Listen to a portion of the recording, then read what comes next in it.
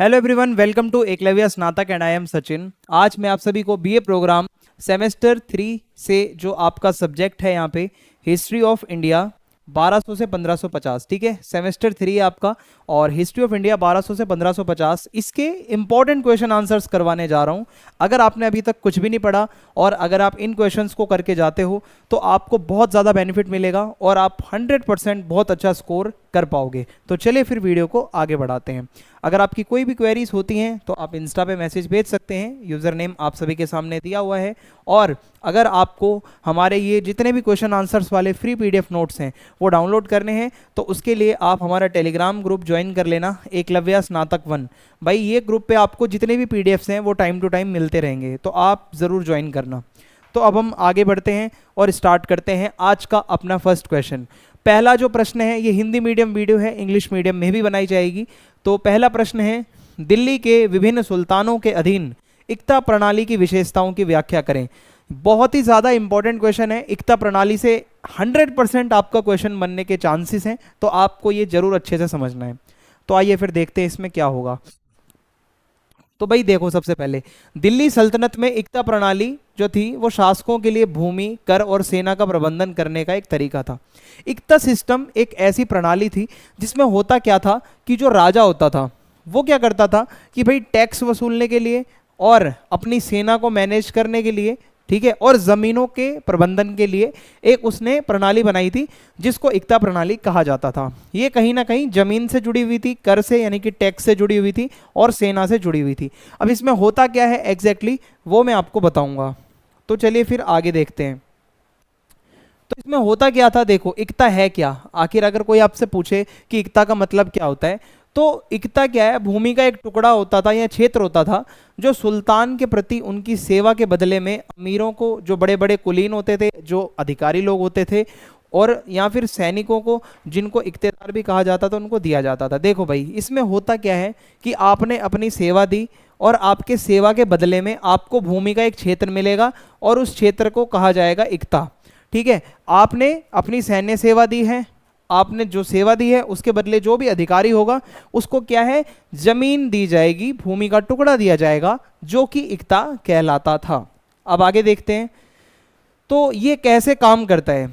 तो भाई अब हम यहाँ पे ये समझेंगे कि इक्ता प्रणाली काम कैसे करती है। देखो, इक्तादार देश के लोगों से कर वसूलते थे। इस कर के पैसे से वो क्या करते थे, ये देखो, मान लो जो पूरा साम्राज्य था इनका, दिल्ली सल्तनत वालों का, ठीक है, तो इक्तादार लोग जो होते थे वो क्या करते थे, सभी से जाके कर वसूलते थे। जो टैक्स होता था वो आता था। अब उस पैसे से क्या होता था, वो अपने सैनिकों को वेतन देते थे। ठीक है, जो इक्तेदार होते थे वो बड़े अधिकारी होते थे और उनके अधीन जो सैनिक होते थे उनको वेतन भी मिल जाता था, उनकी इनकम जो है वो टैक्स से आ जाती थी। फिर इसके बाद है वे अपने खर्चे के लिए कुछ पैसे रखते थे। यानी कि मान लो एक बहुत बड़ा टैक्स का अमाउंट आया, बहुत ज़्यादा पैसे आए आपके पास में, उसमें से कुछ आपने सैनिकों का वेतन दे दिया, कुछ अपने खर्चे के लिए अपने पास पैसे रख लिए, और जो बचा हुआ पैसा होता था वो सुल्तान के खजाने में भेज दिया जाता था। मीन्स जो सुल्तान होता था, जो राजा होता था, उसके पास वो पैसा वापस चला जाता था। तो इस तरीके से ये पैसा डिस्ट्रीब्यूट होता था। अब ये इक्ता प्रणाली के उद्देश्य क्या हैं ये मैं आपको समझा देता हूं। तो देखो, सुल्तान द्वारा सैनिकों को सीधे भुगतान किए बिना एक बड़ी सेना बनाए रखना। देखो, अब इसमें कैश में सैलरी नहीं दी जा रही है। जो आपके सैनिक हैं इनको जो भुगतान मिल रहा है वो जमीन के रूप में मिल रहा है, वो भूमि के रूप में मिल रहा है। जो सैनिक हैं, जो अधिकारी हैं, उनको अपनी सेवा के बदले में जमीन मिल रही है, पैसा नहीं मिल रहा, ये याद रखना। और जो वफादार जो लोग होते थे, बड़े बड़े अधिकारी होते थे, और अधिकारियों को जमीन देकर पुरस्कृत करना। मान लो कोई अधिकारी ने बहुत अच्छा काम किया है तो उसको पुरस्कार देने के लिए भी जमीन दे दी जाती थी और बाद में वो उस जमीन से टैक्स वगैरह ले सकते थे। फिर है, सुल्तान ने इसे कैसे नियंत्रित किया। जो इक्ता प्रणाली है इस पे कैसे कंट्रोल बना सुल्तान का। तो देखो, जो एक तो वर्ड याद रखना, सुल्तान क्यों यूज हो रहा है, क्योंकि हम एक सल्तनत के बारे में पढ़ रहे हैं। ठीक है, तो वहाँ पे क्या होता था, जो साम्राज्य होता था इनका, ठीक है, उसमें जो मेन राजा होता है उसको सुल्तान कहा जाता है। तो सुल्तान बार बार नाम आएगा। तो यहाँ पे ये है कि सुल्तान ने यह सुनिश्चित किया कि इक्ता को स्थायी रूप से ना दिया जाए। अब इसका मतलब क्या, इक्ता का मतलब था एक जमीन। तो मान लो जिस भी अधिकारी को वो जमीन दी गई है वो उसको परमानेंट नहीं दी जाती थी। ठीक है, वो एक जमीन उसकी परमानेंटली नहीं होती थी, ये चीज याद रखना। और इख्तेदारों को अक्सर नए क्षेत्रों में ले जाया जाता था ताकि वे बहुत शक्तिशाली ना बन पाए। मान लो एक जमीन है जो इख्ता के रूप में मिली है उसको, और मान लो वो कई सालों तक वहां पे रह गया, तो वो तो जमीन पे अपना कब्जा कर लेगा ना, जमीन पे अपना प्रभुत्व बना लेगा। तो होता क्या था, इख्तेदारों को ट्रांसफर कर दिया जाता था समय समय पर, ताकि वो ज्यादा शक्तिशाली ना बन पाए। अब इसमें कुछ समस्याएं भी थी भाई। जब सुल्तान कमजोर हो गए तो इख्तेदारों ने आदेशों का पालन करना बंद कर दिया। अब इख्तेदार कौन थे भाई, वही तो थे ना जो बड़े बड़े अधिकारी थे, जो सेवा के बदले में जमीन लेते थे, जिसको इख्ता कहा जाता था। तो अब हुआ क्या, जब सुल्तान कमजोर हो गए, सुल्तान की पावर थोड़ी कम हुई, तो इख्तेदारों ने उनके जो भी आदेश होते थे वो मानने से मना कर दिया बिल्कुल, और अपने क्षेत्र के राजाओं की तरह काम करने लगे। जो भी इख्ता उनके अंडर में था वो उतने क्षेत्र को अपना समझने लग गए, वहां का राजा खुद को मानने लगे, जिसके परिणाम स्वरूप दिल्ली सल्तनत का बहुत ही जल्द पतन हो गया, क्योंकि उनके जो इख्तेदार थे वो वफादार नहीं निकले। और दिल्ली के विभिन्न सुल्तानों के अधीन इख्ता प्रणाली का विकास कैसे हुआ है अब मैं आपको ये बताऊंगा, वन बाय वन करके सभी सुल्तानों के नाम हम यहाँ पे देखेंगे। तो सबसे पहले यहाँ पे आता है कुतुबुद्दीन ऐबक। ये जो था इसके अधीन कैसे थी इख्ता प्रणाली ये हम समझेंगे। तो कुतुबुद्दीन ऐबक ने रईसों और सैनिकों को पुरस्कार के रूप में इख्ता प्रणाली की शुरुआत करी। इख्ता प्रणाली की स्टार्टिंग कुतुबुद्दीन ऐबक करता है अपने टाइम में, जब वो किसी को इनाम देने के लिए या फिर सेवा के बदले में जमीन देना शुरू किया इसने, और इख्ता प्रणाली का आधारभूत जो चरण था वो यहीं से शुरू होता है। और कोई केंद्रीकृत नियंत्रण नहीं था उस टाइम पे। शुरू शुरू में जब इख्ता प्रणाली को लाया गया था तो जो इख्तेदार होते थे उनको अपने क्षेत्रों में काफी स्वायत्ता प्राप्त थी, यानी कि वो बहुत ज्यादा अधिकार रखते थे उस जमीन का। फिर है राजस्व संग्रह। इसका मतलब है इख्तेदारों ने खुद को और अपनी सेनाओं को बनाए रखने के लिए भूमि से राजस्व भी एकत्रित किया, यानी कि जो जमीन शुरुआती रूप से उनको मिलती थी वहां से इख्तेदार लोग जो होते थे वो टैक्स वसूलते थे, राजस्व रखते थे अपने पास, ठीक है।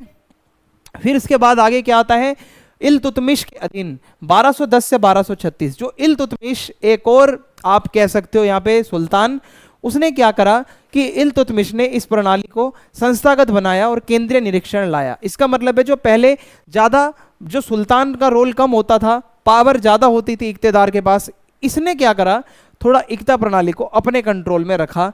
और हुआ क्या कि भाई भूमि राजस्व ना केवल व्यक्तिगत आय के लिए था बल्कि सुल्तान के लिए, सैनिकों को बनाए रखने के लिए भी था। यानी कि होता क्या था, जो पहले जो टैक्स ये वसूल रहे थे, ठीक है, तो वो होता क्या था कि भाई कभी कभी इख्तेदार सिर्फ अपने पास रख लेते थे वो पैसा, लेकिन अब इसके टाइम तक क्या हुआ, जो इख्तेदारों को जो भी टैक्स मिलता था, जो भूमि से कर मिलता था, उससे वो व्यक्तिगत रूप से ही नहीं रखते थे, बल्कि जो सेना होती थी उसको मैनेज रखने के लिए भी वो पैसा यूज होने लगा, ठीक है, जो टैक्स का पैसा आता था। फिर इसके बाद आगे क्या होता है आइए हम समझते हैं।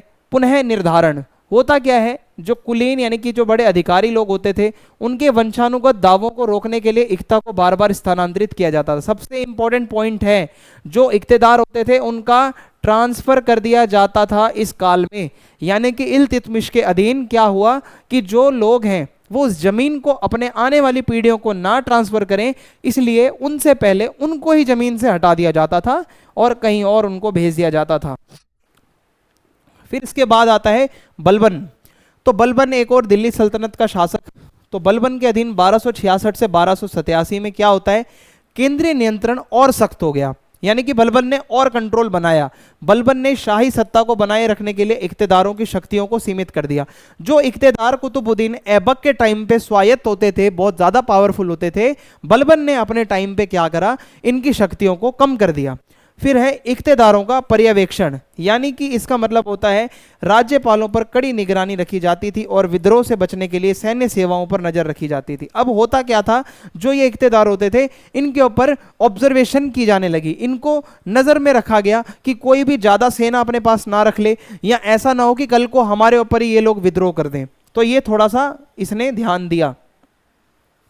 फिर इसके बाद यहाँ पे आगे आता है शाही अधिकारी, जिसको कहा जाता था खुत और मुकद्दम। इसका मतलब है कि इख्ता प्रणाली के भीतर क्या होता था, कर संग्रह और प्रशासन की देखरेख के लिए नियुक्त किए जाते थे इस टाइम पे जो दो अधिकारी थे जिनका नाम होता था खुत और मुकद्दम। ये लोग क्या करते थे, जितना भी जो प्रशासन होता था, जो कलेक्शन होता था, उसके ऊपर ध्यान रखते थे। तो ये दो नाम आप याद रखिएगा। फिर है अलाउद्दीन खिलजी। अगर आपने इनका नाम सुना है, बहुत खतरनाक सुल्तान। इसके टाइम पे क्या था, रईसों यानी कि जो बड़े बड़े कुलीन वर्ग के लोग थे, जो आप कह सकते हो अधिकारी वर्ग के लोग थे, ठीक है, अधिकारी लोग जो थे, उनकी शक्ति को रोकने के लिए सुधार किया इसने। अलाउद्दीन खिलजी ने इक्तेदारों की स्वायत्ता को काफी हद तक कम कर दिया।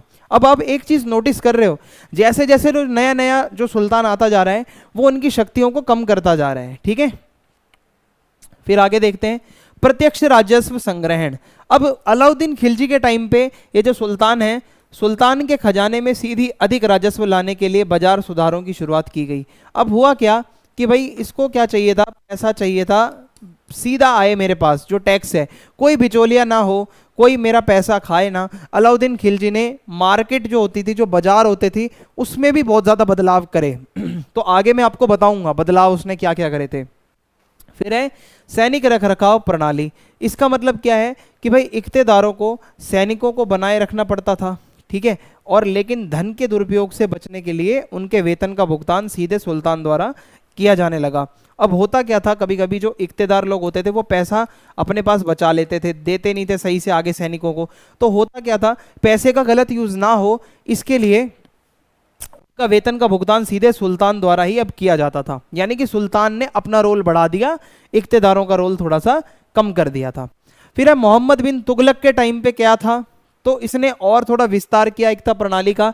मोहम्मद बिन तुगलक ने इक्ता प्रणाली का विस्तार किया, लेकिन दूर दराज के क्षेत्रों पर नियंत्रण बनाए रखने के लिए संघर्ष किया। यानी कि अपने एरिया में तो ये प्रणाली इसने सही से चलाई, पर जो दूर दराज के एरियाज थे वहां पे ये प्रणाली सही से कामयाब नहीं हो पाई, और बार बार स्थानांतरण यानी कि जो मतलब ट्रांसफर होता था वो बार बार होने लगा इनके टाइम पे, कि इक्ता को बार बार पुनः सौंपा गया, जिससे रईसों में असंतोष पैदा हुआ। रईस का मतलब होता है जो लोग अधिकारी वर्ग के लोग हैं, जो सुल्तान के अधिकारी हैं। तो होता क्या था, मोहम्मद बिन तुगलक बार बार इक्ता बदल देता था, कभी कोई जमीन दे रहा है, कभी कोई जमीन दे रहा है, तो इससे एक जमीन पर कंट्रोल नहीं बन पा रहा था जो भी इक्तेदार होते थे उनका। फिर है विकेंद्रीकरण के मुद्दे।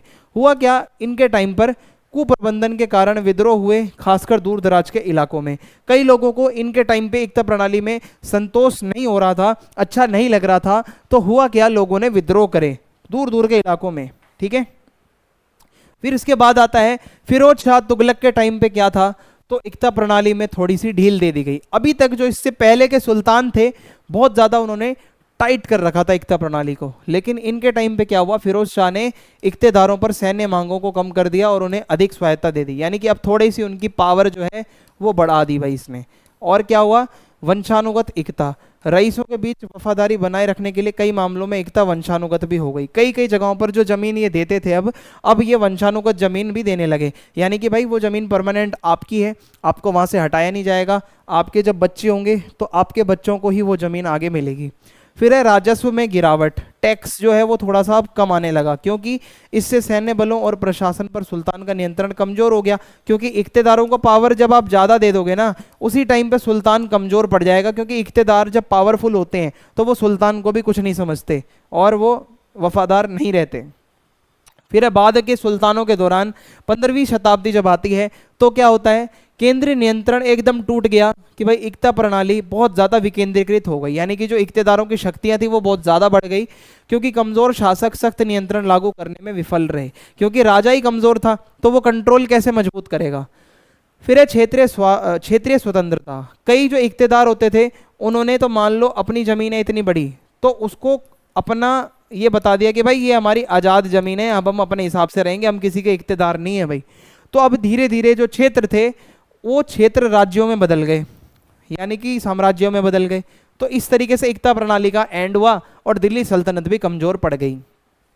अब यहाँ पे हमारा जो अगला टॉपिक है वो है दिल्ली सल्तनत के इतिहास के निर्माण के लिए विभिन्न प्रकार के स्रोतों का सर्वेक्षण करो। यानी कि दिल्ली सल्तनत के बारे में आपको कहाँ कहाँ से पता चलता है वो आपको अब मैं बताने जा रहा हूँ। कौन से साधन है, स्रोत है जहाँ से आप जान पाते हो। दिल्ली सल्तनत 1206 से 1526 का जो इस टाइम पीरियड का जो इतिहास आप पढ़ते हो, इसके लिए एक नहीं बहुत सारे आपको स्रोत मिलते हैं, बहुत सारे स्रोत, सोर्स कुछ भी कह लो, आपको मिलते हैं। और कौन कौन से हैं, सबसे पहले स्टार्टिंग करेंगे साहित्यिक स्रोत, यानी कि लिटरेरी सोर्सेस, जो आपको रिटर्न में वर्क मिलता है, जो आपको लिखित में जो मिला हुआ है, जिसमें इतिहास दिया हुआ है। तो आइए पढ़ते हैं। सबसे पहले तो दरबार का इतिहास आ जाएगा कि जो सुल्तानों के दरबार के लोग थे, दरबारी इतिहासकार जो थे, तो इसमें लिखा है मिनहाज ए सिराज द्वारा तबकात ए नासिरी। अब इसका मतलब क्या है, देखो, इल्तुतमिश और बलबन सहित प्रारंभिक सुल्तानों का इतिहास आपको इस ग्रंथ में मिलेगा, जो कि लिखने वाले का नाम है मिनहाज ए सिराज, और इसको लिखा है मतलब इन्होंने, और नाम है तबकात ए नसीरी। ठीक है, इसमें आपको इल्तुतमिश और बलबन के टाइम का इतिहास मिल जाएगा। फिर है जियाउद्दीन बर्नी की, एक बर्नी नाम से एक लेखक बहुत फेमस हुआ है, ठीक है, जो दिल्ली सल्तनत का इतिहास लिखता है, और उसने लिखा है तारीख ए फिरोज शाही। ये नाम याद रखना, तारीख ए फिरोज शाही, जो कि बर्नी ने लिखा है। ये भी हमें अलाउद्दीन खिलजी, मोहम्मद बिन तुगलक के जो राजवंश का शासनकाल था उस चीज़ को कवर करता है, उस चीज़ को बताता है। फिर है सुल्तान फिरोज शाह तुगलक द्वारा फुतुहात ए फिरोज शाही।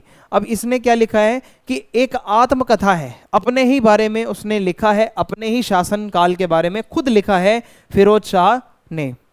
अब आगे बढ़ेंगे, कुछ और आत्मकथाएं भी हमें मिलती हैं, कुछ संस्मरण मिलते हैं, जैसे अमीर खुसरो द्वारा तुगलकनामा। अमीर खुसरो बहुत ही ज़्यादा फेमस थे और इन्होंने लिखा है तुगलकनामा। तो गयासुद्दीन तुगलक का जो शासनकाल था उसकी डिटेल आपको अमीर खुसरो के तुगलकनामा में मिलती है, जो कि काव्य रूप में लिखा गया है, कविता की फॉर्म में लिखा गया है। फिर है नूह सिपिहर सहित खुसरो की अन्य रचनाएं भी हैं, जो कि विभिन्न विभिन्न सुल्तानों के अधीन उनके जीवन की जानकारी हमें देती हैं। यानी कि एक तो तुगलकनामा, नूह सिपिर, ऐसी उन्होंने कई चीज़ें लिखी हैं जिससे आपको दिल्ली सल्तनत के बारे में पता चल जाएगा।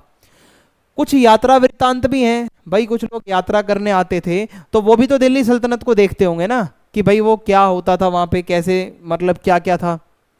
और एक चीज़ और आपको बता दूं, ये वेबसाइट आपको नज़र आ रही होगी नीचे, यहाँ पे हम आपको time to time notes provide करते रहेंगे, तो आप इस वेबसाइट को ज़्यादा से ज़्यादा विजिट करना, ठीक है। पीडीएफ नोट्स तो आपको वहाँ मिलते ही रहेंगे, पर आप इस वेबसाइट को ज़रूर ध्यान रखना, ये भी आपको विजिट करनी है। आगे बढ़ते हैं। कुछ अब हमें शिलालेख मिलते हैं, कुछ पुरालेख स्रोत मिलते हैं, यानी कि कुछ शिलालेख या अभिलेख। तो देखते हैं इनसे हमें क्या पता चलता है और कौन कौन से हैं। तो आपको मेरे बैकग्राउंड में जो नज़र आ रहा है ना, इसी को आप अभिलेख कहते हो। किसी कठोर सतह पर जब आप कोई चीज़ को उकेर के लिख रहे हो, कठोर से कठोर चीज़ है, वो पत्थर हो सकता है, वो कोई मेटल हो सकता है, ठीक है, वो कोई दीवार हो सकती है, ठीक है। और होता क्या है, अरबी और फारसी भाषा में शिलालेख जो मिले हैं वो शासकों और प्रशासन और धार्मिक बंदोबस्त के बारे में बहुत बहुमूल्य जानकारी हमें देते हैं। यानी कि अरबी लैंग्वेज में और फारसी में शिलालेख हमें बहुत सारे प्राप्त हुए हैं, जो कि हमें अच्छी खासी जानकारी देते हैं। आप देखिए अरबी में कुछ इस तरीके से अभिलेख होते हैं, जो आपको मेरे बैकग्राउंड में नज़र आ रहा होगा। अब हमें तो समझ में नहीं आता, पर जो इस भाषा का ज्ञाता होगा वो बता देगा कि भाई इसके अंदर क्या लिखा हुआ है, क्या बताने की कोशिश की जा रही है, ठीक है। तो ये आपको ध्यान रखना है। आगे बढ़ते हैं। कुतुब मीनार के शिलालेख। अब कुतुब मीनार का नाम आप सभी ने सुना होगा मेहरौली परिसर में।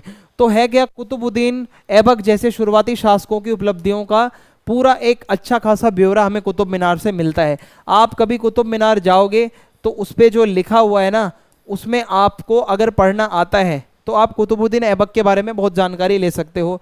फिर है मकबरे और मस्जिद शिलालेख, यानी कि कई शासकों की तिथियां, उपाधियां और वंशावली हमें मकबरों में देखने को मिलती है। हुमायूं का मकबरा है, कई सारे मस्जिद है, कुव्वत उल इस्लाम मस्जिद है। तो ऐसे शिलालेख जो हमें मिलते हैं वो भी बहुत जानकारी हमें देते हैं। मस्जिदों और मदरसों पर शिलालेख धार्मिक वास्तुकला के राज्य संरक्षण को भी दिखाते हैं, कि जो मस्जिदों पर और मदरसे जो स्कूल टाइप होते थे वहाँ पे जो शिलालेख मिले हैं उससे पता चलता है कि राज्य के जो शासक थे, जो सुल्तान थे, वो अपने धर्म को लेकर कितने ज़्यादा एक्टिव थे।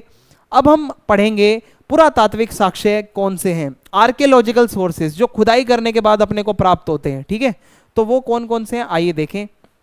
तो दिल्ली, फिरोजाबाद और सिरी जैसे कुछ शहर हैं, कुछ जगहें हैं जहां खुदाई करने पर मस्जिद, महल और कुछ जल संरचनाएं जैसे नहर वगैरह होती थी और किलेबंदी जैसी चीज़ें हमें मिलती हैं। सबसे पहले खुदाई कुतुब परिसर की बात करें तो हिंदू से इस्लामी वास्तुकला में परिवर्तन के बारे में वास्तुशिल्प अंतर्दृष्टि प्रदान करता है। आप कुतुब परिसर को देखोगे, खुदाई करोगे ना, आपको पता चलेगा आधे से ज़्यादा परिसर तो हिंदू धर्म के मंदिरों को तोड़कर उसका मलबा यूज़ करके बनाया गया था।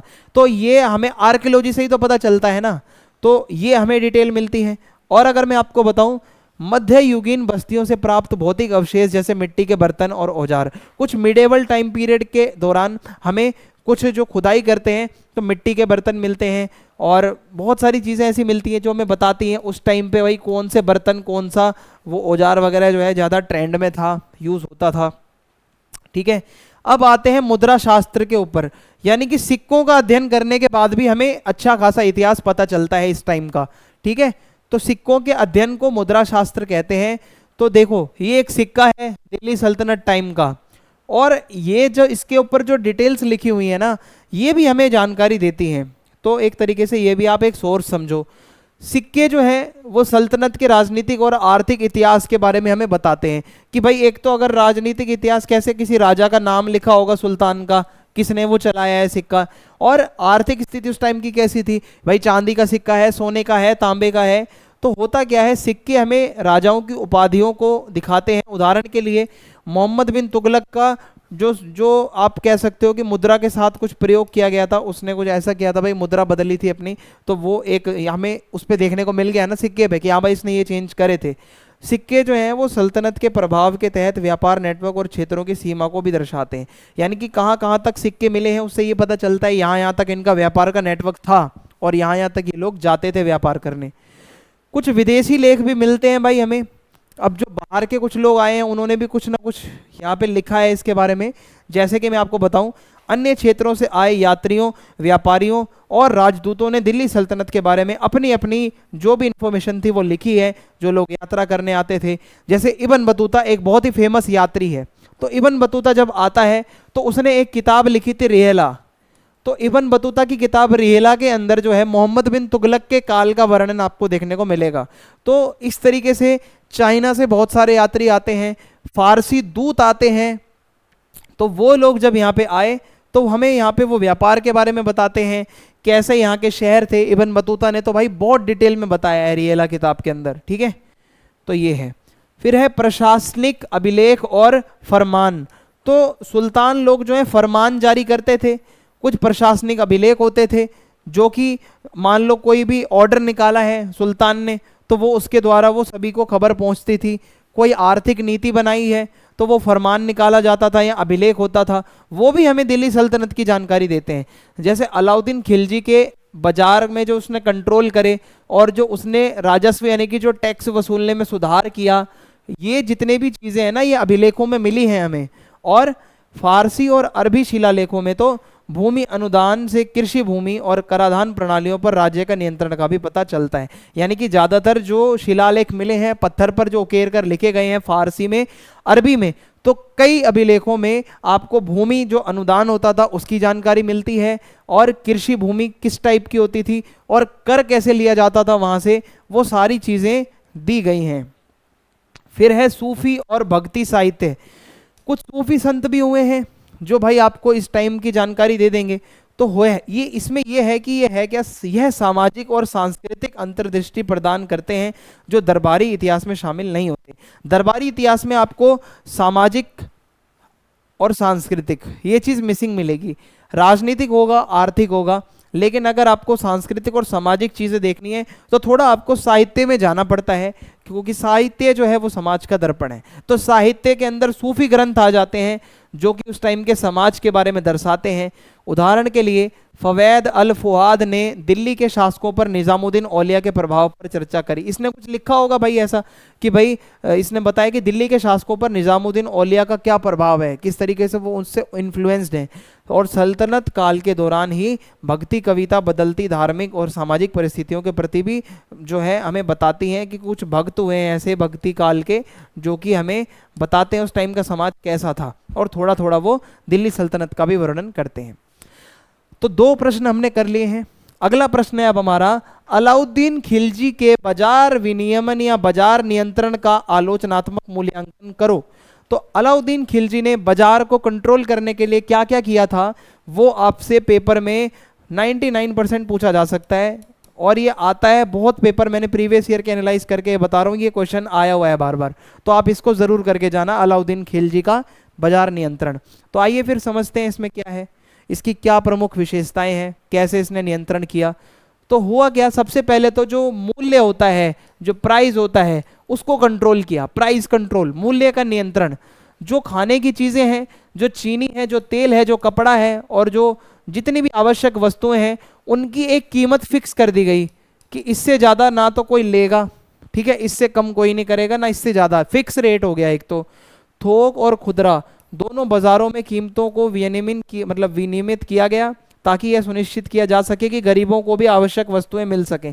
चाहे आप थोक में सामान लो, यानी कि आप बड़े बल्क में लो, चाहे खुदरा यानी कि रिटेल में लो, आपके लिए जो रेट होगा वो फिक्स होगा। कोई दुकानदार आपसे अगर ज़्यादा पैसा ले रहा है तो उसके लिए बहुत कड़े से कड़ा दंड होता था।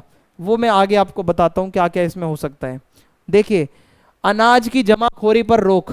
जो अनाज को जमा करके रख लेते हैं और मुसीबत के टाइम पे उसको डबल रेट पे बेचते हैं या फिर उसको ब्लैक करते हैं, तो ये चीज की बिल्कुल मनाही थी भाई। अगर कोई राशन इकट्ठा करेगा, जमा करेगा, जमाखोरी करेगा, तो उसको बहुत बड़े से बड़ा दंड दिया जा सकता था। ठीक है, फिर है बाजार का प्रभागों का सृजन। अब इसमें क्या है, बाजारों को बांट दिया गया। जो बाजार होती थी, एक तो जैसे खाने के लिए जो चीजें होती हैं उसके लिए अनाज का बाजार बना दिया गया जिसको मंडी कहा जाता था। फिर क्या है, उच्च स्तरीय वस्तुओं के लिए कपड़ा और विलासिता की वस्तुओं का बाजार अलग था। भाई मार्केट जो थी वो अलग अलग बना दी इसने बंदे ने। और फिर क्या है, जो मवेशी होते हैं, जो जानवर हैं, जो दास हैं और जो घोड़े हैं, इनके लिए अलग से एक बाजार होता था जिसको दास बाजार कहा जाता था। याद रखना, सल्तनत काल में दासों को खरीदा बेचा जाता था। इंसान जो होते हैं दास होते थे, स्लेव्स होते थे, उनको बेचा और खरीदा जाता था। और जिन जगहों पर, जिन बाजारों में दासों को खरीदा बेचा जाता था उसको सराय ए अदल कहा जाता था। ठीक है, फिर क्या है, राज्य के अन्न भंडार। यानी कि जो अलाउद्दीन खिलजी है उसने क्या करा, मान लो कभी मुसीबत आ जाती है, अकाल का समय आ जाता है या खाने की चीज की कोई कमी हो जाती है, तो उसने एक ग्रेनरी बना दी, एक तरीके से भंडारण करके रख दिया अनाज का, कि जिससे आपूर्ति में कोई बाधा ना आए, कोई भूखा ना मरे। सिंपल सी बात है। और अलाउद्दीन खिलजी ने बाजार में अपने जासूस छोड़ दिए, जो ये देखते थे कि भाई मंडी में, बाजार में लोग सही से, ईमानदारी से काम कर रहे हैं, नहीं कर रहे, कोई ज़्यादा पैसा तो नहीं वसूल रहा, कोई जमाखोरी तो नहीं कर रहा। तो इसने सख्त सजा दी थी। ठीक है, बहुत ज़्यादा सख्त सजा देता था, मांस वगैरह भी निकाल लेता था बहुत ज़्यादा। आप समझ लो ऐसी ऐसी सजाएं होती थी जो यहाँ डिस्कस भी नहीं हो सकती। जितना कम दे रहे हो ना आप सामान, जितने ग्राम कम दे रहे हो उतने ग्राम आपका मांस वगैरह भी निकाल लेगा वो अलाउद्दीन खिलजी।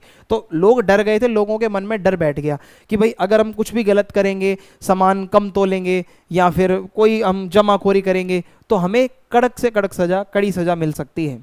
फिर है वेतन और विलासिता पर नियंत्रण। इसका मतलब है कि जो इन्फ्लेशन होता है, जो मुद्रा फीसदी होती है, भाई ज़्यादा महंगाई वगैरह ना हो, इसके लिए सैनिकों और अधिकारियों का वेतन जो है थोड़ा सा कम कर दिया गया। अलाउद्दीन खिलजी ने थोड़ा जो इनकी सैलरी थी वो थोड़ी थोड़ी कम कर दी ताकि कोई दिक्कत ना आए। इस नीति का उद्देश्य यही था कि जो अधिकारी लोग थे उनमें विलासिता और अत्यधिक व्यय पर अंकुश लगे। लग्जरी को कम करना, सैलरी कम करोगे तो अगले की लग्जरी ऑटोमेटिकली कम हो जाएगी। अलाउद्दीन खिलजी का एक ही मास्टर प्लान था, जितने भी मेरे अधिकारी हैं वो फालतू के काम ना करें, इनकी सैलरी मैं कम कर दूंगा तो ये ऑटोमेटिकली लग्जरी अपनी छोड़ देंगे। जब पैसा ही नहीं होगा तो लग्जरी कैसे करोगे भाई। तो अब ये जो बाजार का विनियमन हुआ, इसमें क्या क्या सफलताएं हुई। सबसे पहले तो भाई वस्तुओं की स्थिरता और उपलब्धता। देखो होता क्या है, ये जब कीमतें फिक्स हो गई और सख्त निगरानी से यह सुनिश्चित हुआ कि वस्तुएं किफायती कीमतों पर मिले, लोगों को आसानी से वस्तुएं मिलने लगी, कोई दिक्कत नहीं हुई। फिर व्यापारियों द्वारा शोषण जो है वो कम हो गया, क्योंकि भाई पहले व्यापारी जमाखोरी करते थे, ब्लैक पे बेचते थे, अब वो चीज़ें हो गई बंद, तो शोषण पर अंकुश लगा। और सैन्य और प्रशासन को यहाँ से मजबूती मिली, क्योंकि भाई सैनिकों का वेतन जब कम हुआ तो अलाउद्दीन खिलजी ने एक बड़ी स्थायी सेना बनाए रखने में उसको बहुत हेल्प मिली, क्योंकि भाई जब कम वेतन होगा उसमें वो बहुत ज़्यादा लोगों को रखेगा अपने पास, तो उसकी सेना मजबूत हो जाएगी। ज़्यादा वेतन वो ज़्यादा लोगों को दे नहीं पाएगा। अब है क्या, इसके बाजार नियंत्रण की क्या कुछ आलोचना भी हुई है, क्या इसकी कोई सीमाएं भी हैं। तो देखो होता क्या है कि ये जो इसने जितना भी नियंत्रण किया या बाजार को कंट्रोल किया, इसमें बहुत ज़्यादा ये जो है ना बल पर आधारित था। यानी कि लोगों को डरा कर ये बदलाव किया इसने, जिससे कि ये लंबे समय तक टिकाऊ नहीं रह सका। जब तक अलाउद्दीन खिलजी है जिंदा, जब तक तो ये प्रणाली चलेगी। जिस दिन ये मर गया तो कौन डरेगा भाई, फिर तो सुल्तान पता नहीं कौन होगा अगला। तो व्यापारी सहयोग के बजाय डर के माहौल में काम कर रहे थे, जिससे असंतोष पैदा हुआ। अब व्यापारियों के मन में डर बैठ गया ना, कुछ गलत करेंगे तो सुल्तान तो हमें कटवा देगा, मरवा देगा, तो लोगों में डर बैठ गया। अत्यधिक नौकरशाही और भ्रष्टाचार, अब सुल्तान के खुद के जो आप कह सकते हो कि जो अधिकारी थे वो भी भ्रष्टाचार में शामिल हो गए, क्योंकि बाजारों की निगरानी के लिए अधिकारियों और जासूसों पर निर्भरता ने भ्रष्टाचार के अवसर पैदा किए। अब जो अधिकारी थे, अब वो क्या कर रहे हैं, सही खबर दे रहे हैं नहीं दे रहे, ये तो पता नहीं था, तो वो कभी कभी भ्रष्टाचार भी कर रहे थे, ऐसा पता चलता है। तो अधिकारियों ने व्यापारियों को नियमों का उल्लंघन करने की अनुमति देने के लिए रिश्वत भी ली होगी। ऐसा हो सकता है कि भाई आप जो है जमाखोरी कर लो, पर हमें इतनी रिश्वत दे दो, सुल्तान तक बात नहीं पहुंचेगी। वही बात हो गई ना भाई, घूस खिलाने वाली, भ्रष्टाचार करने वाली। तो ये काम था। सैन्य मनोबल पर प्रभाव हुआ क्या, सैनिकों का वेतन कृत्रिम रूप से कम रखना यद्यपि राज्य के लिए लाभदायक था, लेकिन सैनिकों का मनोबल तो कम होगा ना। आपके लिए कोई सैनिक काम कर रहा है, भाई जितना टाइम बढ़ता है सैलरी बढ़ती है ना, आप इतने टाइम काम करवा के सैलरी में कम कर रहे हो उसे, तो उनका तो मनोबल टूट जाएगा, तो लंबे समय तक वो इतने मोटिवेटेड रहकर काम नहीं कर पाएंगे अगर आप उनको पैसे देने की बजाय काट रहे हो। फिर अलाउद्दीन की मृत्यु के बाद क्या हुआ, ये जो इसने जो भी कंट्रोल किया था, बाजार में बदलाव किया था, इसमें वापस से वैसा का वैसा हो गया कि भाई ये अलाउद्दीन की मृत्यु के तुरंत बाद ये ध्वस्त हो गया जो भी इसने किया था।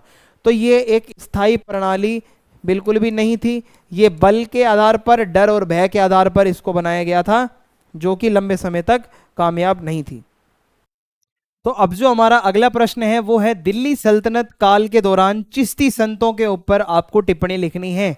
जो चिश्ती समुदाय के सूफी संत होते थे उनके बारे में आपको बताना है। तो चिश्ती संतों ने भाई दिल्ली सल्तनत काल के दौरान बहुत महत्वपूर्ण भूमिका निभाई थी, क्योंकि जो सूफीवाद है, कभी आपने अगर 12th में पढ़ा हो, सूफी जो लोग होते हैं, सूफी संत होते हैं जो हिंदू मुस्लिम एकता के ऊपर जोर देते हैं, इन्होंने क्या करा था, चिश्ती संत जो हैं वो सूफीवाद के ही प्रचारक थे, सूफीवाद को फैलाने के लिए ये आए थे और अपनी ये शिक्षा देते थे। यानी कि थे तो ये इस्लाम से ही, पर ये इस्लाम की अपनी अलग एक व्याख्या देते थे, जो कुरान है उसको अपने तरीके से बताते थे और समाज को एक करने के लिए प्रयास करते थे। अब इसमें अगर मैं आपको बताऊं, ये प्रेम और भक्ति पर जोर देते थे। चिश्ती संत जितने भी होते थे वो अनुष्ठानों और औपचारिकताओं से ज़्यादा ईश्वर के प्रति प्रेम और मानवता के प्रति करुणा पर जोर देते थे, इंसानियत पर। यानी कि पूजा पाठ बाद में, अनुष्ठान वगैरह बाद में, आपके अंदर इंसानियत होनी चाहिए। और वे प्रार्थना, ध्यान और दूसरों की सेवा जैसी आध्यात्मिक प्रथाओं के माध्यम से ईश्वरीय निकटता प्राप्त करने में विश्वास रखते थे। इसका मतलब है ईश्वर से अगर आपको क्लोज होना है तो आप प्रार्थना करो, मेडिटेशन करो, ध्यान करो और दूसरों की सेवा करो। ठीक है, इसी से आप ईश्वर के क्लोज आ पाओगे। भौतिक संपदा का त्याग, सूफी संत जो होते थे वो कुछ भी अपनी भौतिक चीज़ें जो होती है, मटेरियलिस्टिक चीज़ें होती हैं जैसे कि पैसा, लग्जरीज, उससे दूर रहते थे। खास तौर पर जो ख्वाजा मोइनुद्दीन चिश्ती जैसे बहुत प्रमुख व्यक्ति थे जो कि धन और राज्य संरक्षण से दूर रहते थे। सुल्तान इनके पैरों में पड़े रहते थे पर ये उनकी मदद नहीं लेते थे, ना उनसे पैसा लेते थे। शासकों और राजनीतिक सत्ता से ये बिल्कुल दूर रहते थे जो सूफी संत होते थे, और सादगी वाला जीवन जीते थे, सफ़ेद कपड़े पहनते थे, एकदम सादा जीवन जीते थे, आत्म अनुशासन पर जोर देते थे, यानी कि डिसिप्लिन रहते थे, मानवता की सेवा करते थे, खिदमत अखल्क यानी कि खिदमत करते थे दूसरों की, दान देना, गरीबों को खाना खिलाना, ज़रूरतमंदों की मदद करना, ये सब काम ये लोग करते थे। और इन सूफी संतों की दरगाहों पर लंगर चलता था जो कि एक सामुदायिक रसोई होती है, जो भंडारे की तरह ही वहाँ पे सबको खाना दिया जाता है। एक आम विशेषता थी मतलब इनकी, जो ये सूफी संत थे ये खानकाह में रहते थे। ठीक है, खानकाह में रहते थे, कोई आप ये समझ लो आश्रम टाइप से होता है ना, जैसे वैसे इनका खानका होता है जहाँ पर लंगर चलता था और जो पीर होता था वो बैठा होता था, जो आता था भाई वहाँ पे। आप भी कभी दरगाह में कभी गए हो, अगर कोई झाड़ा वगैरह डलवाने या फिर ऐसा कुछ आपने देखा होगा, वहाँ पे ये सब होता है, पूजा पाठ, प्रार्थना। इवन मैंने देखा है दरगाह में धूप बत्ती वगैरह भी करते हैं, जो कि इस्लाम का कल्चर नहीं है, पर वो अलग एक हिंदू मुस्लिम को यूनाइट करने के लिए कोई उन्होंने अपने ही रिवाज बना रखे हैं वहाँ। धार्मिक सहिष्णुता, सूफीवाद वाले संत यही कहते हैं, सभी धर्मों के प्रति सहिष्णुता, एक मतलब सहनशीलता रखो भाई, और सभी का सम्मान करो, सभी धर्मों का, हिंदू हो चाहे कोई सिख हो चाहे कोई भी हो।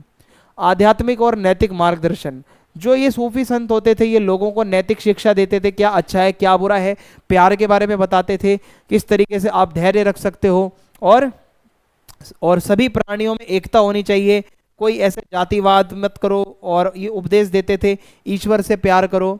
संगीत और कविता, जिसको समा कहते थे, ठीक है। होता क्या है, चिश्ती संत जो होते थे वो संगीत गाते थे कव्वाली करके। अब आपने वो एक सॉन्ग है रॉक स्टार मूवी का, कुन फाया कुन, अगर आपने देखा हो, रॉक स्टार मूवी में सॉन्ग है कुन फाया कुन, तो वो निज़ामुद्दीन दरगाह में गाया गया एक सॉन्ग है, या कव्वाली टाइप होती है। और ऐसे बहुत हैं, मतलब भर दो झोली मेरी, और ऐसे कई कव्वाली टाइप आपने सुने होंगे। ये क्या है, दरगाह में बैठ के भक्ति की जाती है ईश्वर की, और उनका मानना है ईश्वर के साथ इससे जुड़ाव होता है, ठीक है। अब आगे बढ़े तो आध्यात्मिक गतिविधि के केंद्र के रूप में दरगाह, दरगाह जो है वहाँ पे सारे आध्यात्मिक कार्य होते थे, ठीक है। अजमेर शरीफ की दरगाह है जो मोइनुद्दीन चिश्ती की, और निज़ामुद्दीन की दरगाह है जो निज़ामुद्दीन औलिया। जैसे चिश्ती संतों की दरगाहों में, दरगाह एक तरीके से मंदिर समझ लो आप, ठीक है, जहाँ जाके मन को शांति मिलती हो, वहाँ पे आध्यात्मिक शिक्षा मिलती थी। एक जो पीर होता था और एक होता था मुरीद। पीर का मतलब होता है जो वहाँ पे मेन वहाँ का गुरु होगा, मुरीद का मतलब है जो वहाँ उसका चेला होगा, और यही परंपरा चलती रहेगी, ये सिलसिला चलता रहेगा, ठीक है। फिर है सभी क्षेत्रों के लोग आशीर्वाद लेने आते थे, उपचार यानी कि जैसे मैंने आपको बताया झाड़ वगैरह डालते थे वो, और गाइडेंस के लिए आते थे इनके पास। फिर है जाति और सामाजिक पदानुक्रम के प्रति अनादर, इसका मतलब है चिश्ती संतों ने जातिगत भेदभाव को बिल्कुल खारिज कर दिया कि भाई जातियों का जो भेदभाव है वो बहुत बेकार है, किसी को नीची जाति का मत बोलो, ऊंची जाति ये सब मत करो। उन्होंने अलग अलग समुदायों के अनुयायियों को, क्योंकि भाई इनकी दरगाह पे नहीं सिर्फ मुस्लिम बल्कि आज भी कई ऐसे हिंदू हैं, कई ऐसे सिख हैं जो दरगाहों में जाते हैं, झाड़ा डलवाने दरगाहों में जाते हैं। ऐसे हैं अभी भी जो लोग अजमेर शरीफ जाते हैं, ऐसे हैं अभी भी जो निज़ामुद्दीन औलिया की दरगाह पर जाते हैं। तो उन्होंने अलग अलग समुदाय से आने वाले अनुयायियों को यही बताया कि भाई आप जाति व्यवस्था में विश्वास मत रखो। फिर है धार्मिक विभाजन को पाटने की भूमिका, एक ब्रिज बनाया, जो मतलब एक तरफ हिंदू है और दूसरी तरफ जो है मुस्लिम है, इनके बीच एकता हो, एक ब्रिज बने, उसके लिए इन्होंने काम करा, शांति को बढ़ावा मिले और सभी लोग खुश रहें। अब हमारा जो अगला प्रश्न है वो है कुतुब परिसर की विशेषताएं बताओ। मेहरौली के अंदर स्थित कुतुब परिसर, कुतुब कॉम्प्लेक्स, इसकी आपकी विशेषताएं पूछी जाती हैं। तो अगर मैं आपको बताऊं, कुतुब परिसर जो है बहुत शानदार, बहुत सुंदर बना हुआ है, और वन बाय वन मैं आपको सब बताऊंगा कि कुतुब परिसर में क्या क्या आता है। ओके, तो सबसे पहले अगर हम स्टार्ट करें यहाँ पे कुतुब मीनार के साथ, क्योंकि कुतुब परिसर की सबसे प्रमुख जो चीज़ है वो कुतुब मीनार ही है। और इसकी विशेषताएं कुछ इस प्रकार से हैं कि उसकी ऊंचाई जो है वो 73 मीटर है, जो इस दुनिया की सबसे ऊंची ईंट की मीनार बनाता है इसको। और सामग्री की बात करें, मटेरियल कौन सा यूज हुआ है, तो इसका जो निचला मंजिल था उसको बनाने के लिए लाल बलुआ पत्थर का यूज किया गया है। आपने देखा हो लाल कलर का है कुतुब मीनार। और जो ऊपर के शीर्ष के जो दो हैं वो संगमरमर और बलुआ पत्थर का यूज किया गया है उसको बनाने के लिए, ठीक है। और संरचना की बात करें तो कुतुब मीनार में 5 मंजिलें हैं, जिनमें से प्रत्येक में एक उभरी हुई बालकनी है, ठीक है। आप अगर देखोगे 5 मंजिल है इसकी। और कुतुब मीनार पर शिलालेख लिखे हुए हैं, यानी कि इसके ऊपर कुछ ना कुछ अरबी में लिखा हुआ है कुतुब मीनार में, नक्काशी करके जो शासकों के बारे में कुछ ना कुछ लिखा हुआ है, ठीक है, कि भाई ये शासक कैसा था जिसने बनवाया है। कुतुब मीनार का निर्माण कुतुबुद्दीन ऐबक द्वारा करवाया गया था, शुरू करवाया गया था, यानी कि इसको फिर क्या है उसके उत्तराधिकारी इल्तुतमिश ने उसको फिर पूरा करवाया था। जो कुतुबुद्दीन ऐबक है उसने काम शुरू कर दिया था बनवाने का, बट पूरा कंप्लीट करने का जो श्रेय है वो इल्तुतमिश को जाता है। और बीच में इसको क्षति भी पहुंची थी भाई, इसको नुकसान पहुंचा था, और शीर्ष यानी कि ऊपर की इमारत पे जो है नुकसान हुआ था, शीर्ष को क्षतिग्रस्त किया गया। और फिरोज शाह तुगलक जैसे बाद के शासकों द्वारा कई बार इसकी मरम्मत भी कराई गई। जो इसकी ऊपर की जो मीनार है, जो शीर्ष है, उसको बहुत बारी नुकसान पहुंचा है, बहुत बारी उसकी मरम्मत भी करवाई गई है। अब आता है कुव्वत उल इस्लाम मस्जिद।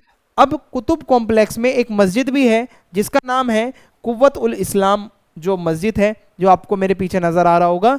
अब इसकी विशेषताओं को भी हम देख लेते हैं कि इसमें क्या क्या है। तो देखो, कुव्वत उल इस्लाम का मतलब होता है इस्लाम की ताकत। इस मस्जिद के नाम का लिटरल मीनिंग है इस्लाम की ताकत। महत्व ये है कि यह मुस्लिम शासन शुरू होने के बाद दिल्ली में बनी पहली मस्जिद थी। जब मुसलमान लोग दिल्ली में आए शासन करने, तो सबसे पहली मस्जिद कुव्वतुल इस्लाम मस्जिद ही है। निर्माण सामग्री जो देखोगे ना, अब आपको पता चलेगा जो कुव्वतुल इस्लाम मस्जिद है, ये 27 हिंदू और जैन मंदिरों को तोड़कर उनकी जो सामग्री थी, जो मलबा था, उससे बनाया गया है। यानी कि जो मुस्लिम शासक थे वो बहुत क्रूर थे उस टाइम पे, और जब वो आए तो वो अपने धर्म को ज़्यादा दिखाना चाहते थे ताकतवर, और अपने धर्म का प्रचार करना चाहते थे। जो यहाँ पर जितने भी हिंदू मंदिर थे, जो जैनों के मंदिर थे, उनको तोड़ दिया गया और उनकी जो सामग्री थी उसी से अपना मस्जिद इन लोगों ने बना दिया। और ये ऐसा हम नहीं कहते, ऐसा वहाँ पे प्रूफ है। आप कभी कुतुब कॉम्प्लेक्स में जाना और कुव्वतुल इस्लाम मस्जिद के बाहर एक इंस्ट्रक्शन या इंफॉर्मेशन का बोर्ड लगा होगा, उस पर बाकायदा ये लाइन लिखी है कि भाई यहाँ पर पहले मंदिर जो है थे बने हुए और उनको तोड़ा गया था। फिर आता है लौह स्तंभ, ये भी कुतुब कॉम्प्लेक्स का एक पार्ट है और बहुत प्राचीन है। ये तो दिल्ली सल्तनत से भी बहुत पहले का है भाई। आप देख सकते हो इसमें कभी जंग नहीं लगता, पता ही नहीं कौन से मटेरियल से बना है। मतलब ये इसका नाम तो लौह स्तंभ है, इतने टाइम से खुले में है। कोई इसको विष्णु स्तंभ भी कहता है, कोई कहता है कि कुतुब परिसर जो है यहाँ पे पहले भगवान विष्णु का मंदिर था इसके सामने, और बाद में तोड़ ताड़ के जो है सिर्फ ये स्तंभ छोड़ दिया गया। और ये बहुत यूनिक है अपने आप में, इसकी विशेषताएं समझते हैं। 1600 साल से भी ज़्यादा पुराना है, गुप्त काल का माना जाता है, चंद्रगुप्त के काल का। और नहीं, चंद्रगुप्त नहीं, सॉरी, गुप्त काल, ठीक है, चंद्रगुप्त अलग था। ऊंचाई और वजन की बात करें, 7.2 मीटर लंबा है, लगभग 6 टन इसका वजन है, और ये जंग प्रतिरोधक है, इस पे कभी भी जंग नहीं लगता। लोहा असाधारण रूप से शुद्ध है, जो बताता है कि इसमें जंग क्यों नहीं लगी, यानी कि बहुत ही ज़्यादा एबनॉर्मल है, पता ही नहीं क्यों जंग नहीं लग रही इस पे। और इसके ऊपर राजा चंद्रगुप्त द्वितीय जो कि 4वीं शताब्दी का है, उसकी उपलब्धियों की प्रशंसा कर रखा है। भाई आप ये सोचो, 4वीं शताब्दी ईसा पूर्व, 1600 साल से भी पुराना ये लौह स्तंभ आज तक वैसा का वैसा खड़ा हुआ है कुतुब परिसर में। फिर है अलाउद्दीन खिलजी का मदरसा और उसका मकबरा, ये भी वहीं पे आपको देखने को मिलेगा। अब इसमें क्या है, आइए मैं आपको बताता हूँ। तो ये है अलाउद्दीन खिलजी का मदरसा, और आगे मैं आपको दिखाऊंगा वहां पे होगा इसका मकबरा। ये इसका मकबरा है, टॉम्ब, ठीक है। तो ये भी कुतुब परिसर का एक पार्ट है। तो मदरसा एक विद्यालय होता है जहां इस्लामिक शिक्षा दी जाती है। तो खिलजी के शासन के दौरान इस्लामी शिक्षा का केंद्र था ये। मकबरा जो होता है वो खिलजी जो थे, अलाउद्दीन खिलजी दिल्ली सल्तनत का एकमात्र ऐसा शासक था जिसे उसके अपने मदरसे में दफनाया गया था, और उसका मकबरा साधारण है लेकिन ऐतिहासिक रूप से महत्वपूर्ण है। यानी कि वो ऐसा शासक है, एकमात्र शासक, जिसे उसके अपने मदरसे में ही दफनाया गया था।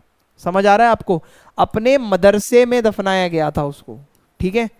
और वास्तुकला की बात करें तो मदरसे में इंडो इस्लामिक वास्तुकला देखने को मिलती है आपको। थोड़े थोड़े जो है इंडियन एलिमेंट्स, थोड़े बाहर के इस्लामिक एलिमेंट्स आपको देखने को मिलेंगे आर्किटेक्चर में, वास्तुकला में। अब आता है अलाई मीनार, जिसको अधूरा मीनार या अधूरा टावर भी कहा जाता है। तो अलाई मीनार क्या है, बनवाया तो गया था लेकिन ये अधूरा ही रह गया, इसको कोई पूरा कर ही नहीं पाया। अब ये इसका कारण क्या है ये भी देखेंगे। तो ये क्या है, अलाउद्दीन खिलजी इसे कुतुब मीनार की ऊंचाई से 2 गुना ऊंचा बनवाना चाहता था। भाई अलाउद्दीन खिलजी बहुत डेस्परेट बंदा था, वो चाहता था हर चीज में मैं ऊपर रहूं, और मैं जो है कुतुब मीनार से भी डबल ऊंचाई का कोई बनवा दूं। तो ये अधूरा रह गया अलाई मीनार जो था इसका, ठीक है, और पूरा नहीं कर सका। आज ये लगभग 24.5 मीटर ऊंचा है, और 1316 में जो है भाई खिलजी की मृत्यु हो गई तो इसको किसी ने बनवाया भी नहीं, ठीक है। फिर आता है कुछ कब्रें और अन्य खंडर। अब कुतुब कॉम्प्लेक्स में थोड़ी बहुत कब्र भी बनी हुई हैं, थोड़े बहुत खंडर भी हैं। जैसे इल्तुतमिश का मकबरा है जो 1235 में बनाया गया था, और इसके ऊपर भी आप देखोगे शिलालेख बने हुए हैं और कुरान की आयतें भी लिखी हुई हैं, आप अगर देखोगे मकबरे के आसपास। फिर है स्मिथ का गुंबद। तो ब्रिटिश इंजीनियर था मेजर रॉबर्ट स्मिथ, उसने 1828 में कुतुब मीनार के सामने एक छोटा सा गुंबद बनवाया। देखो ये गुंबद था जिसको कहा जाता है स्मिथ का गुंबद, लेकिन बाद में इसे हटा दिया गया और अभी ये थोड़ा बगीचे में लगा दिया गया कि भाई ये इतना इंपॉर्टेंट नहीं है, साइड करो इसे। कुछ एक्स्ट्रा जानकारी अगर आपको चाहिए तो वो भी मैं आपको दे देता हूँ, कुतुब कॉम्प्लेक्स से ही रिलेटेड है। सबसे पहले कुतुब परिसर जो है वो इस्लामी, हिंदू और जैन वास्तुकला का एक मिक्सअप है। क्योंकि पहले से यहाँ पर हिंदू जैन मंदिर थे और बाद में इस्लामिक कला का भी कुछ इसमें एड ऑन हो गया। फिर है यूनेस्को का ये विश्व हेरिटेज साइट है, विश्व धरोहर स्थल है, जिसे 1993 में इसका जो है इसकी इंपॉर्टेंट की वजह से, इसकी इंपॉर्टेंस की वजह से इसको वर्ल्ड हेरिटेज साइट का दर्जा मिला। फिर है आगंतुक जो आते हैं, टूरिस्ट आते हैं, उनका आकर्षण का केंद्र है, लोग जाते हैं घूमने, कुतुब कॉम्प्लेक्स को देखने। अगला प्रश्न है, नयनकार प्रणाली के विशेष संदर्भ में विजयनगर राज्य की प्रकृति पर चर्चा करें। यानी कि विजयनगर की प्रकृति कैसी थी, नयनकार प्रणाली क्या थी, वो मैं अब आपको बताने जा रहा हूं। तो सबसे पहले अगर मैं आपको बताऊं तो ये जो हमारा दक्षिण भारत का एरिया है, जो कर्नाटक का खासकर एरिया है, यहाँ पे आपका विजयनगर साम्राज्य आता है। आपको मैप के अकॉर्डिंग पता होना चाहिए कि साउथ इंडियन साम्राज्य था पर हिंदू साम्राज्य था। विजयनगर साम्राज्य 1336 से 1646 तक एक शक्तिशाली हिंदू साम्राज्य था, जो कि साउथ इंडिया में था, जो कि मैंने आपको इसकी लोकेशन बता दी है। वर्तमान कर्नाटक साम्राज्यमु नाम से इसको पहले पुकारा जाता था, कर्नाटक के आसपास का एरिया है। तो विजयनगर की प्रकृति कैसी है, ये राज्य का नेचर कैसा था, वो समझ लेते हैं। तो मजबूत राजत्व के साथ केंद्रीकृत राजतंत्र, इसका मतलब है विजयनगर साम्राज्य पर राजाओं का शासन था, लोगों का शासन नहीं था भाई, राजतंत्र था। और जो दैवीय दर्जा का दावा करते थे, कहते थे स्वयं देवताओं ने हमें यहाँ पे शासन करने के लिए भेजा है। और राजनीतिक, सैन्य और धार्मिक मामलों पर सर्वोच्च अधिकार रखते थे। चाहे राजनीतिक डिसीजन लेना हो, चाहे सैन्य डिसीजन लेना हो, चाहे धार्मिक डिसीजन लेना हो, राजा का फैसला ही फुल एंड फाइनल फैसला माना जाता था। राजा जो है वो प्रशासनिक ढांचे के शीर्ष पर था, यानी कि जो पूरा एडमिनिस्ट्रेशन है सबसे टॉप पर कौन होगा, राजा होगा, उसी की मानी जाएगी। संगम वंश, सुलूभ वंश, तुलुव वंश, अराविदु राजवंश, ये कुछ ऐसे राजवंश रहे हैं जिन्होंने विजयनगर पर शासन किया है। अगर आपको बताऊं दो चार नाम। फिर विकेंद्रीकृत प्रशासनिक संरचना।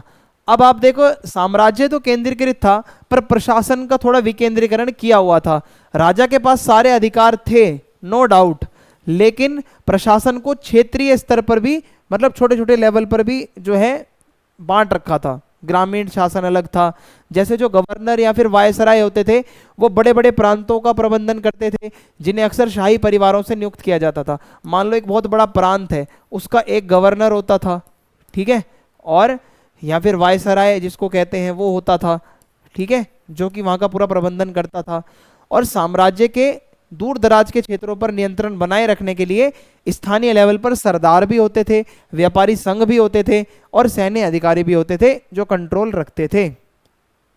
अब अगर मैं आगे बढ़ूं तो अब आते हैं नयनकार प्रणाली के बारे में। तो राज्य तो हमने समझ लिया, राजा की चलती थी, पर जो शक्तियां हैं वो उसका विकेंद्रीकरण कर रखा था छोटे लेवल तक, ठीक है। नयनकार प्रणाली में क्या है, अब इसको समझो। नयनकार प्रणाली विजयनगर की वो प्रणाली है जो कि एक सैन्य प्रशासनिक प्रथा थी। ये अभी मैंने आपको इस वीडियो में सबसे पहले इक्ता प्रणाली पढ़ाई थी, तो इक्ता से ही डिट्टो मिलता जुलता है, या फिर सामंतवाद से बिल्कुल मिलता जुलता है कि काम के बदले में जमीन देना। होता क्या है, यह यूरोप की सामंती प्रणाली के जैसी ही थी, जहां नायक के रूप में जाने वाले जो सैन्य कमांडरों को सैन्य सेवाओं के बदले में भूमि दी जाती थी। यानी कि यहाँ पे सैनिक कमांडर होते थे, उनके काम के बदले उनको जमीन दे दी जाती थी, और इसी को कहा जाता है कि नयनकार प्रणाली। अब जो ये नयनकार होते थे या फिर नायक होते थे, नायक अक्सर सैन्य प्रमुख या कमांडर होते थे, सैन्य कमांडर होते थे, ठीक है, जिन्हें विशिष्ट क्षेत्रों का प्रबंधन करने के लिए भूमि दी जाती थी, एक जमीन दे दी जाती थी। अब यहाँ से टैक्स वसूलना होता था इनको, ठीक है, और थोड़ा प्रशासनिक अधिकार इनके पास होता था भाई, वहाँ पे कंट्रोल होता था इनके हाथ में, ठीक है, और इस तरीके से इनकी ये पावर थी। अब होता क्या है, ये जो भूमि अनुदानों के बदले में नायकों को, राजा को सैन्य सहायता प्रदान करनी पड़ती थी, खासकर युद्ध के दौरान। मान लो ये एक राजा है और ये एक नायक है, राजा ने इसको एक जमीन दे दी, अब जमीन लेकर इसको बदले में देनी है सेना जब युद्ध का टाइम आएगा, ठीक है। नायक जो है वो सामंती प्रभुओं की तरह काम करते थे और अपने क्षेत्रों में पर्याप्त स्वायत्ता का आनंद लेते थे। जैसे सामंतवाद में लॉर्ड होते थे ना, वैसे ही ये नायक भी कुछ वैसे ही काम करते थे, अगर आपने सामंतवाद यूरोप का पढ़ा हो। भूमि और राजस्व की बात करें तो नायकों को दी गई भूमि वंशानुगत नहीं थी, बल्कि राजा की इच्छा पर निर्भर थी। यानी कि जो जमीन इनको मिल रही है वो वंशानुगत नहीं होगी, हो सकता है इनसे वापस छीन ली जाए। तो वे सौंपे गए क्षेत्रों से कर और राजस्व एकत्र करते थे। टैक्स वसूलना इनका काम था, टैक्स लेकर आते थे, जिसका एक हिस्सा केंद्रीय खजाने में जाता था, जबकि बाकी का उपयोग सैनिकों को बनाए रखने के लिए होता था। यानी कि जो भी टैक्स आता था जमीनों से, वो कुछ पैसा सैनिकों पर लगता था, कुछ पैसा राजा के पास चला जाता था, कुछ पैसा ये लोग अपने पास रखते थे।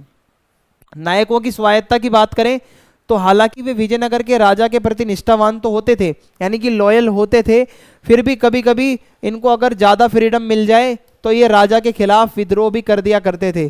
समय के साथ साथ कुछ नायक शक्तिशाली हुए, जैसे कि तंजौर और मदुरई के नायक, इन्होंने प्रभावशाली होकर अपने एरिया का खुद को शासक घोषित कर दिया। तो ऐसा भी कभी कभी हो जाता था। अब नायकों का दायित्व क्या होता था? प्राथमिक और प्राइमरी इनका काम यही है, प्राथमिक कार्य इनका यही है कि भाई सैन्य व्यवस्था बनी रहे। युद्ध के समय सेना, भाई जब सम्राट उन्हें बुलाएगा तो उनको सेना की आपूर्ति करनी है। तो इस प्रणाली ने विजयनगर के शासकों को सभी तरीके के सैनिकों को सीधे वित्त पोषित किए बिना, यानी कि डायरेक्ट सैनिकों को सैलरी देने की बजाय जो है इन्होंने जो है ये नयनकार सिस्टम के द्वारा अधिकारियों को जमीन देना शुरू कर दिया और उसके टैक्स से सब कुछ होने लगा। फिर है प्रशासनिक स्थिरता और गिरावट में भूमिका, यानी कि शुरू शुरू में क्या हुआ, नयनकार प्रणाली ने साम्राज्य को स्थानीय सैन्य अभिजात वर्ग के माध्यम से दूर दराज के क्षेत्रों पर विस्तार और प्रभावी नियंत्रण बनाए रखने की अनुमति दी। इसका मतलब है शुरुआत में मान लो इतनी बड़ी जमीन है, अब यहाँ का जो है एक भाई नायक होगा, वो सब संभाल रहा है, राजा की टेंशन खत्म हो गई ना डायरेक्ट टैक्स लेने वाली। अब ये टैक्स लेगा, एक हिस्सा राजा को देगा, एक हिस्सा सेना को भी देगा, तो राजा का तो डबल फायदा हो रहा है, खुद के पैसे भी आ रहे हैं, सेना भी वही दे रहा है, तो उसको क्या दिक्कत है। हालांकि समय के साथ साथ नायकों की जब अधिकारों में वृद्धि हुई ना, तो ये लोग राजा के सर पे चढ़ गए। और हुआ क्या, तालीकोटा का युद्ध हुआ 1565 में, और उसमें विजयनगर साम्राज्य की हार के बाद में क्या हुआ, विजयनगर साम्राज्य टूट गया टुकड़ों में, और जो ये नयनकार प्रणाली थी ये पूरी तरीके से खत्म। ओके, विजयनगर ही खत्म हो गया तो नयनकार कहां से आएंगे। अब अगला प्रश्न है यहाँ पे हमारा, कबीर और गुरु नानक जी की शिक्षाओं पर चर्चा करें। तो बहुत ही अच्छा टॉपिक है, आने के चांसेस हैं। आइए देखते हैं। संत कबीर ने, जो कि 15वीं शताब्दी के रहस्यवादी कवि और संत थे, उनकी शिक्षाएं भक्ति आंदोलन के दौरान बहुत ज़्यादा प्रभावी थी। जब धर्म सुधार, हमारे सनातन धर्म और इस्लाम दोनों में ही जो सुधार चाहिए थे, उसके लिए कबीर ने अपने दोहे लिखे, जो कि हिंदुओं की कुरीतियां चाहे मुस्लिमों की कुरीतियां, दोनों के ऊपर प्रहार करते हैं इक्वली, नो डाउट। सबसे पहले ईश्वर के बारे में ये क्या कहते हैं, कबीर ने बोला कि भाई ईश्वर एक है और वो निराकार है, निर्गुण है, उसकी कोई मूर्ति नहीं है, उसका कोई फेस नहीं है, वो आपके हृदय के अंदर है। और कबीर ने मूर्ति पूजा को बिल्कुल मना कहा, बिल्कुल मूर्ति पूजा मत करो, ईश्वर हर जगह है, कण कण में है, पत्थर में भी ईश्वर है। उन्होंने बाहरी अनुष्ठान जितने पूजा पाठ होते हैं उनकी मनाही करी है। वो बोलते हैं कि आप ईश्वर को अपने अंदर देखो ना, बाहर क्या आप ढोंग करते हो, ऐसा वो कहते हैं। कर्म कांड मत करो। कबीर हिंदू और मुस्लिम दोनों के जो धार्मिक रूढ़िवादिता है, जो धार्मिक विचार हैं पुराने और जो रीति रिवाज हैं, उसको ये बिल्कुल मना करते हैं। कबीर ने वेद हो या कुरान हो, दोनों को खारिज कर दिया। कबीर कहते हैं भाई जो मैं कह रहा हूं ना वो सुनो, वेदों में भी कुछ चीजें गलत हैं, कुरान में भी बहुत चीजें गलत हैं। कबीर ये कहते हैं कि भाई जैसे कि तीर्थ यात्रा करने से क्या होता है, आप इतनी दूर पैदल चल के जा रहे हो, कबीर के वर्ड हैं ये। उपवास करने से क्या होता है, पशुओं की बलि देने से क्या होता है, बकरा ईद होती है ना, बकरा काट के देते हैं, तो होता क्या है कि भाई पशु बलि क्यों हो रही है, बकरे को क्यों काट रहे हो। या हिंदू धर्म में भी बकरे कटते हैं, भाई माता का बकरा कटता है, तो आप क्यों भगवान को बकरा काट के चढ़ा रहे हो। तो ऐसा ये कबीर कहते हैं। समानता का प्रचार करते हैं, भाईचारे का प्रचार करते हैं। हिंदू मुस्लिम सब भाई हैं, समान है, कोई ऊंच नहीं है, कोई जात नीच नहीं है, सभी जगह भाईचारा हो, सभी प्राणियों को प्यार से रखो, आपस में प्रेम भाव से रहो। कबीर की शिक्षाएं जो है ना वो दोहों के रूप में है, ठीक है भाई, बिल्कुल दोहों के रूप में। गुरु गोविंद दोनों कड़े काके लागू पाए, आपने ये सब सुने होंगे, इनके दोहे बहुत फेमस हैं, बचपन से पढ़े भी होंगे आपने। तो इनका जो काव्य लिखने का तरीका है उसको दोहा कहा जाता है, जो जन जन तक बहुत फेमस हुआ। अब हम बात करते हैं गुरु नानक जी की, जो कि सिख धर्म के संस्थापक थे और उन्होंने अपनी शिक्षाओं में मतलब सिख धर्म की नींव रखी। अब आप देखो गुरु नानक क्या कहते हैं, इनको भी समझना बहुत जरूरी है। ईश्वर के ऊपर गुरु नानक एक ओमकार, कोई बुरा नहीं है, कोई भला नहीं है, एक ही ओमकार है, वो ही सब करवाता है, यानी कि एक ही सर्वोच्च वास्तविकता है। और वो कहते हैं ईश्वर एक है, निराकार है, हर जगह है। ईश्वर जो है निराकार है।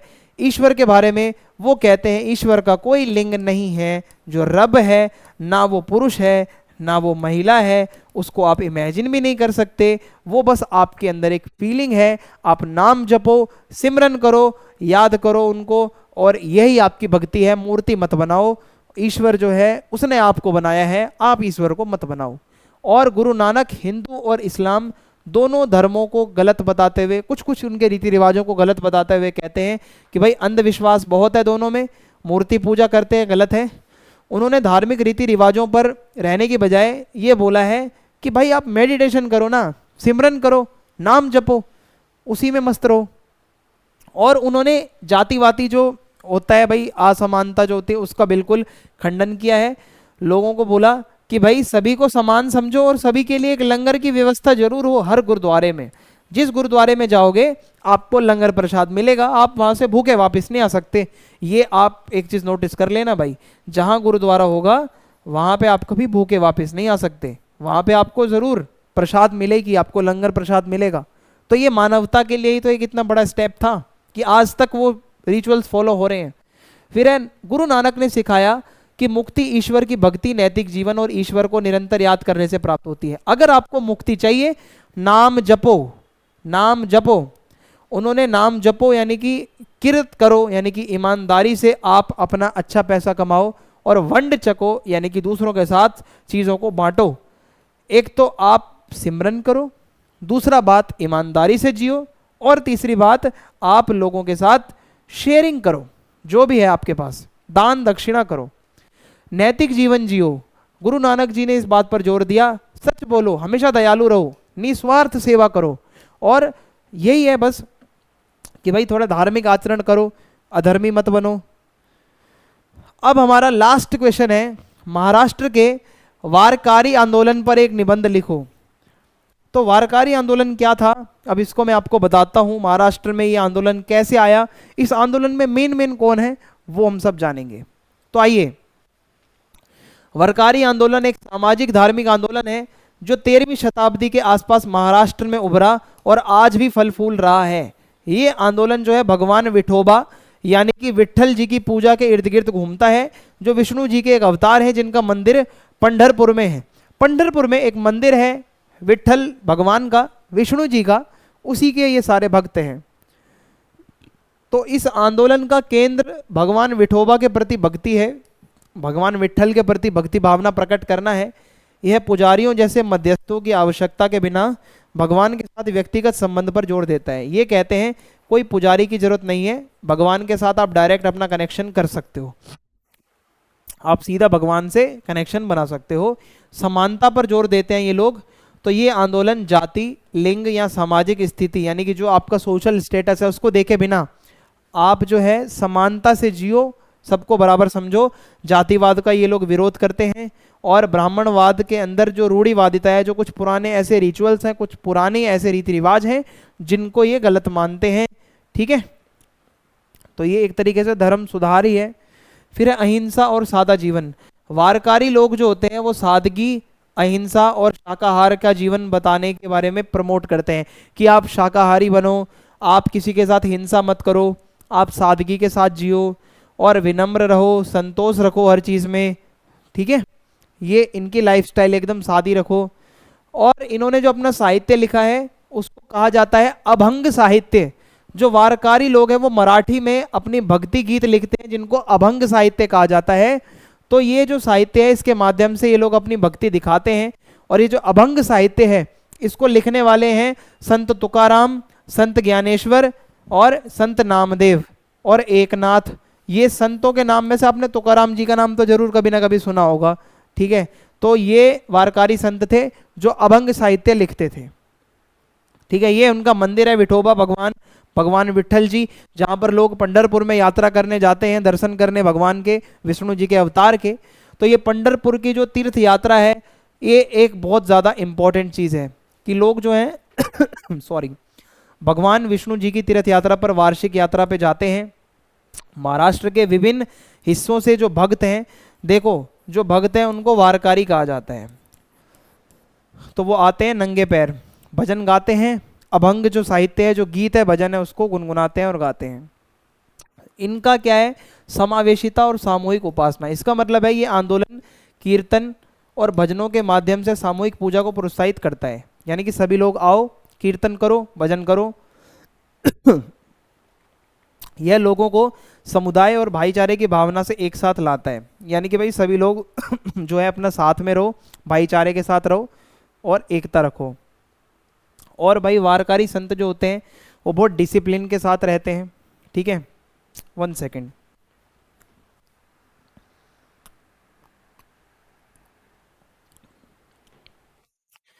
तो वारकारी संत जो हैं आपके नशे से दूर रहते हैं और कोई अनैतिक काम नहीं करते, वे तुलसी की माला पहनते हैं और निरंतर भगवान जो है विट्ठल विठोबा उनका नाम जपते हैं। और इसके अलावा कर्मकांड और मूर्ति पूजा का विरोध, ये एक चीज याद रखना भाई, मंदिर एक भूमिका निभाते हैं लेकिन आंदोलन बाहरी अनुष्ठानों की तुलना में आंतरिक भक्ति पर ज़्यादा जोर देता है। भजन करो, भगवान को याद करो, मूर्ति की जरूरत नहीं है। ये कहते हैं अंदर से भगवान को याद करो। संतों ने सिखाया कि सच्ची पूजा तो वही है कि भाई आप जो है अनुष्ठान की बजाय अच्छे कर्म करो, जीवन अपना नैतिकता के साथ जियो, अच्छे काम करो, अहिंसा पूर्वक जीवन जो है मतलब जीवन जियो, हिंसा मत करो और झूठ मत बोलो। फिर है इन्होंने इस आंदोलन ने स्थानीय भाषा मराठी में आध्यात्मिक शिक्षाओं और मूल्यों को बढ़ावा देकर शिक्षा का प्रसार में भी योगदान दिया। जो इनकी शिक्षा है, इन्होंने मराठी भाषा में अपने भजन लिखे, मराठी साहित्य लिखा, तो जो लोग महाराष्ट्र के थे वो इजीली कैच कर पाए कि इनकी शिक्षा है क्या, है ना। स्थानीय लेवल पे जब आप कोई बात बताते हो तो बंदा जल्दी समझ लेता है। और इसने धार्मिक शिक्षाओं को आम जनता तक पहुंचाया, यानी कि आम जनता जो बिल्कुल पढ़ी लिखी नहीं थी वो भी मराठी से समझ गई कि कहना क्या चाहते हैं। ये आंदोलन आज भी जीवंत है, आज भी लाखों श्रद्धालु पंढरपुर यात्रा जाते हैं और ये महाराष्ट्र के सांस्कृतिक विशेषता को दर्शाता है। लोग आज भी पंढरपुर की यात्रा करते हैं और भगवान विठोबा, भगवान विट्ठल जो विष्णु देव मतलब जो हमारे विष्णु जी जो हैं उन्हीं के ही जो है एक रूप हैं, उनको लोग पूजते हैं जाके। तो आज की वीडियो में इतना ही था। वीडियो पसंद है चैनल को सब्सक्राइब करें, वीडियो को लाइक करें और दोस्तों के साथ शेयर करें। जय हिंद, जय भारत।